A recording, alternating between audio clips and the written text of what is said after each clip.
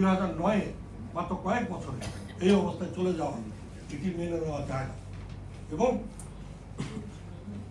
আরডিআরসির একটা গবেষণায় 78টি খাল সুনির্ধারিত ছিল এবং এই 78টি খাল প্রয়োজনে পারস্পরিক সংযোগের মধ্যে দিয়ে আমাদেরকে তার নদী পর্যন্ত যাওয়া নিশ্চিত করার ব্যবস্থা করতেই হবে।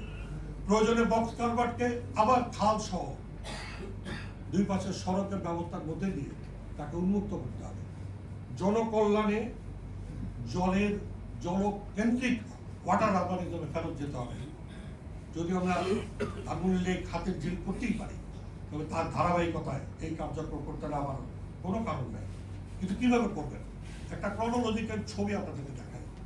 এটি গাবতলী রিটেনশন এরিয়া, যেটি সুনির্ধারিতভাবে অধিগ্রহণ করে সরকার প্রায় 5টি খালের মাধ্যমে নিষ্কাশিত হওয়া এই জলের আধারটি নিশ্চিত করার পরিকল্পনা করেছিল 1997 সালে। কাগজে কলমে শুধু না, আইনি কাঠামোতে ওয়াসাকে দায়িত্ব দেওয়া হয়েছিল। সেই খালটি 2001 সাল থেকে তাকিয়ে দেখেন 2021 সালের মধ্যে কিভাবে করে গায়েব হয়ে গেল।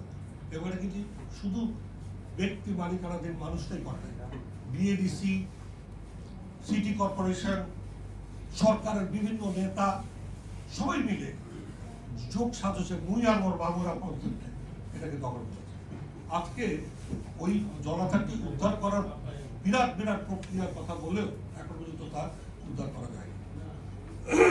এবং প্রয়োজনে খাল সংযোগের মধ্যে দিয়ে আমরা যেভাবে করে খালগুলোকে জনকল্যাণে জনমানুষের পাবলিক প্লেস মেকিং করতে পারবো, তেমনি করে আমাদের কালভার্টগুলিকেও আমরা আমাদের এখনকার যে ধারণা ড্রেন বড় করা, খাল খোঁড়া, পাম্প বসানো, এই টুকরো টুকরো কার্যক্রমের বাইরে গিয়ে একটি সমন্বিত কার্যক্রমের ব্যবস্থাপনায় নিতে পারে। কিন্তু কিভাবে করবে?